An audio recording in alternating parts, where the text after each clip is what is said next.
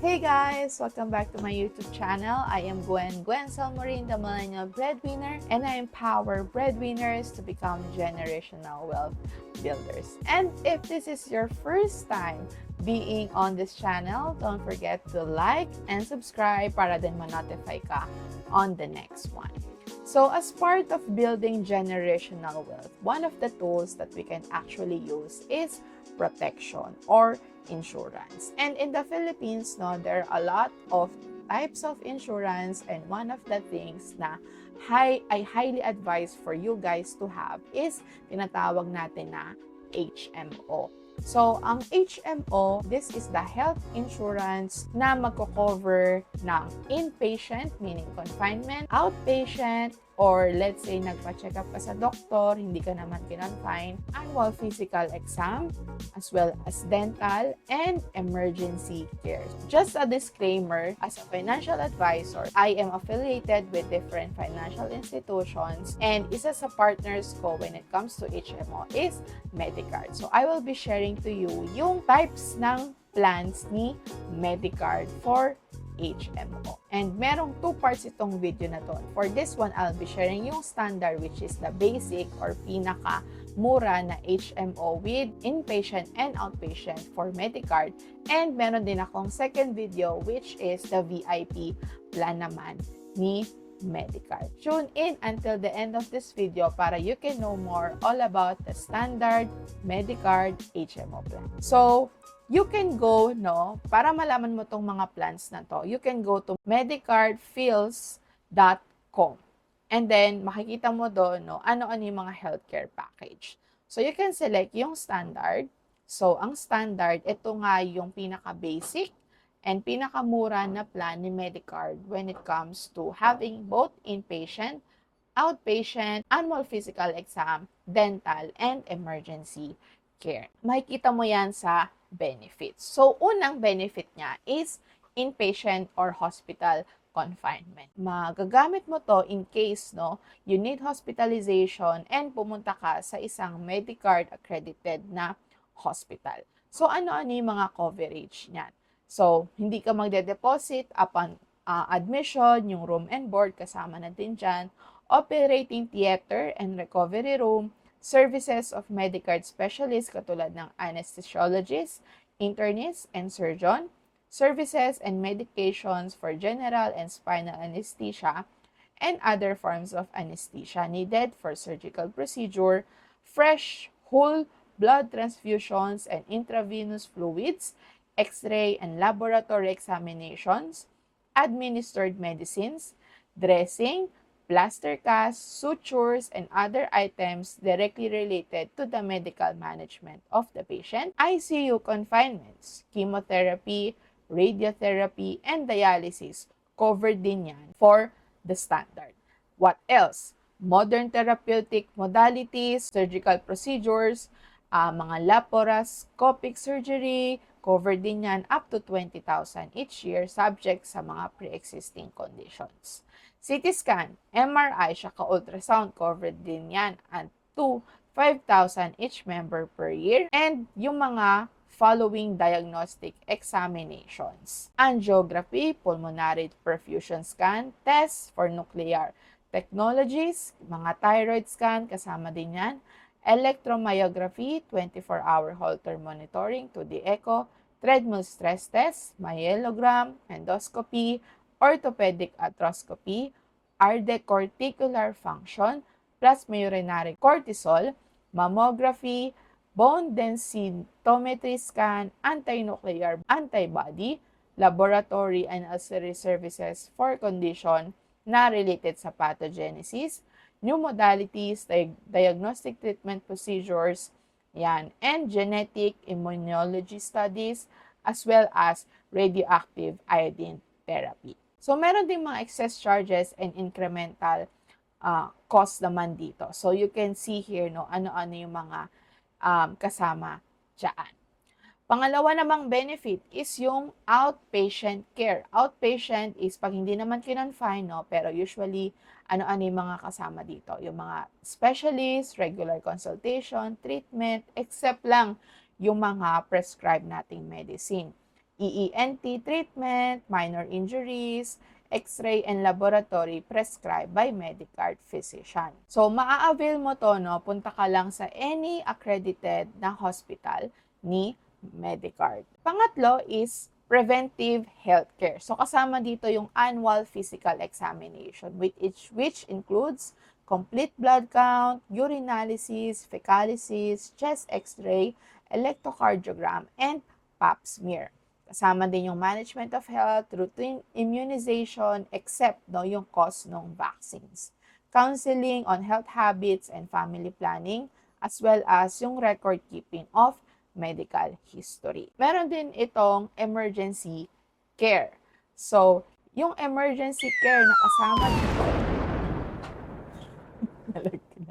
so yung emergency care na kasama din dito, no, in case na ma-avail ito and accredited yung hospital, ang kasama doon is yung doctor services, medicines for treatment of immediate relief, oxygen, intravenous fluids, dressings, plaster cast, and sutures, laboratory x-ray, and other diagnostic examinations. Kasama din yan. Pero in case, of course, kung emergency yan, hindi naman laging, baka ang pinakamalapit is yung non-Medicard. So, kung immediate danger, yung losing a limb or other parts of eye, para mga criteria para masabi na pwede siyang mapa-reimburse. So, kailangan may immediate danger of losing a limb. Yung Medicard will pay if verified na hindi Medicard facilities yung ginamit or magde-delay, kailangan i-prove na kaya siya dinala sa non-Medicard hospital is it can result to serious disability or death din. And Medicard agrees to reimburse 80%. So, yung total hospital fees and professional fees up to amount of 30,000 pesos. And in case, paano kung may emergency in foreign country? So, ang i-reimburse din is up to 30,000 pesos. Covered din pala yung mga ambulance services, no? 2,500 pesos per member per year. And last but not the least is dental care. So, kasama din dito, no, yung once a year prophylaxis, consultations and oral examinations, simple tooth extractions, except yung surgery for impacted tooth. Temporary fillings, gum treatment and adjustment of dentures, recementation of loose jackets, crown inlays and onlays, and treatment of mouth lesions, wounds, and burns. So, kasama yung sa dental care na yan. And ano yung mga excluded? May procedure ka nang ginawa mo siya sa non-Medicard hospital except kung emergency care at pumasok siya dun sa mga requirements natin. So, basahin nyo na lang din yung mga hereditary, defects, whatever form. Usually, ang mga excluded talaga yung mga for cosmetic purposes. So, ito yung full list, no, nung mga cases na excluded. Yeah. And, of course, no, for the price. So, yung pinakamura natin is for the ward. So, ito yung 50,000 yung limit. So, yung 50,000 ito, this is called MBL. Yan, maximum benefit limit. And this is per member, per illness, per year. So, tama, no? Per illness siya. For example, no, let's say January na dengue, naka 50,000.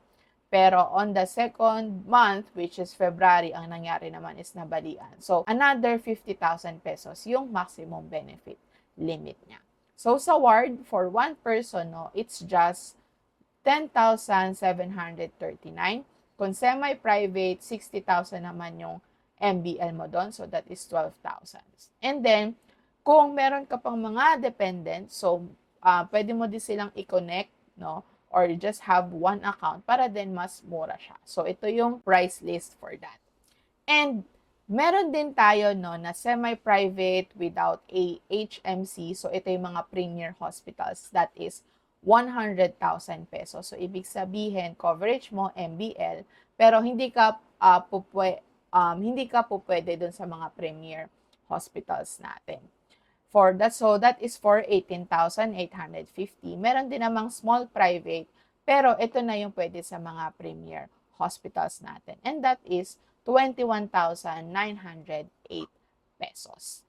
So, Note, no, sino-sino ba yung mga pwedeng mag-apply is ang mga pwedeng mag-apply should be 18 years old up to age 60.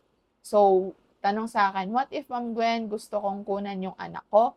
Pwede kang maging principal and then yung anak mo will be a dependent. And yung choice of enrolling dependents pala, meron niyang hierarchy. No? So, kung may asawa ka, dapat ang enroll mo muna yung eldest child, follows the second child, and so on. So, paano mo ba to pwedeng bayaran? So, pwede mo tong bayaran, either pwede mo siyang gawin na credit card. So, kung credit card is pwede mo siyang gamitin na BPI or BDO, pwede mo yang ipa-convert to installment.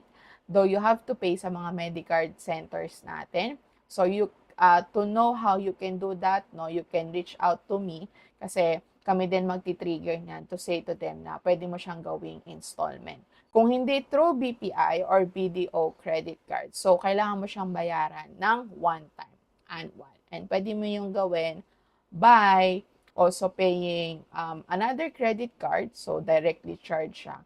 And pwede din namang over the counter. So let's say nag-decide ka na mag-start. So ano-ano bang mga requirements? So una, forms. So if you decided to proceed with your HMO or Medicard, so kailangan mo ng forms. Ito yung mga details, no? And it's all online. So you can approach me if you want to know, no, ano-ano yung mga information na kailangan. One ID, and of course, a picture, no, your Medicard agent para din as part of the requirements. Okay?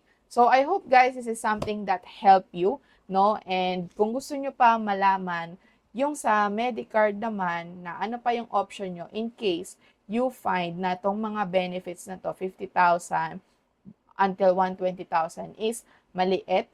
So, tune in on part 2 para itong video na to, no, malaman nyo ano naman yung tinatawag natin na VIP plan ni Medicard. Thank you!